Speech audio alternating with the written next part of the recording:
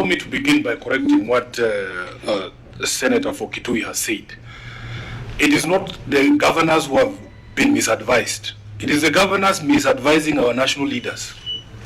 It is the governors who have misadvised my party about the position of... this is true. You know, Chair, I said in Diani, because I didn't want to attend that conference that was held in your county, not because I don't like the people of Homa Bay. It's a beautiful place. But this jamboree that is put together by the governors without... that if you are in a position of advising any leader in this country, I was telling the Attorney General that what leaders need in this country is not prayer. Although prayer is important, if you are in a position of Attorney General, your responsibility is to give proper advice to your boss. Even when it comes to matters of devolution, these governors are the ones who are misadvising Mzee. Because you remember when we had a meeting with the party leader in the Senate, when he came out of that meeting, the pronouncements he made, including strengthening the place of Senate in order for devolution to succeed, those were the proper words or the proper advice that Jacom gives. And I know his mind. I know his position on devolution. He's the father of devolution. I was very shocked to hear some of those pronouncements because I know he's been misadvised. Number two, Honorable Chair, I know that Article 96 of the Constitution places upon us the responsibility to oversight monies that go to devolved units. It is there in plain black and white. And in fact, the Supreme Court extended it when the governors were trying to argue that we only oversight the revenue that comes from shareable revenue in the national share and not on-source revenue. The Supreme Court extended and said we can oversight both on-source revenue and money that comes from the equitable share. If you look at Article 125 of the Constitution, it gives Parliament and its committees the power to summon anybody. Anybody. It doesn't have to be a governor. Or we can summon these people from the media. If we wanted to have a conversation with, what is his name? My friend Mauritius Oduro, who's behind that camera. If we want to summon him, we can sit there on that chair and take oath. Any person can be summoned by committees of Parliament. So it is improper advice to tell leaders that the Senate or the committees of this House cannot call governors to appear before this. Honorable Chair, the controversy was settled in that case that Senior Counsel has referred to by the Supreme Court.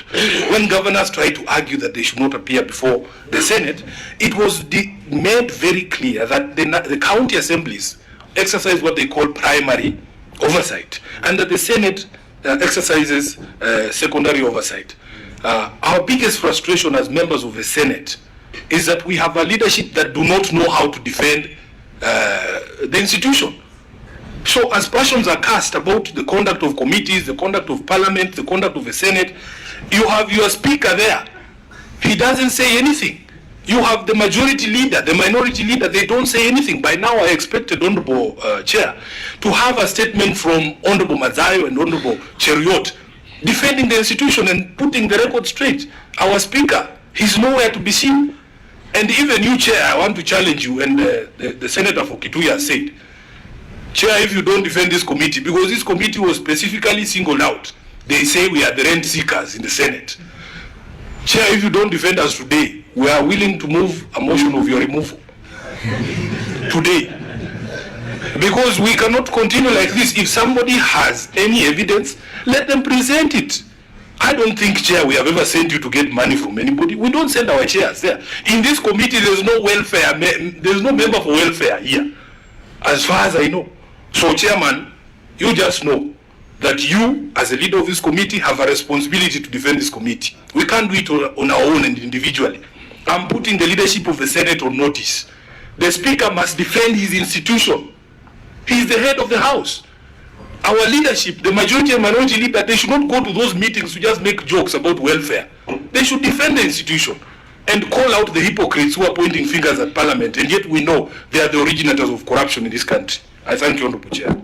Thank you. I know you made very strong remarks, but we must also reflect that we've got the Parliamentary Powers and Privileges Act, which governs how unethical conduct is dealt with in Parliament. And maybe the other speakers can address themselves to that, because if there are allegations of misconduct on the part of Parliament, it is the Speaker who chairs the relevant committees who should then call for evidence so that we can go through the processes of determining whether members are engaging in unethical conduct.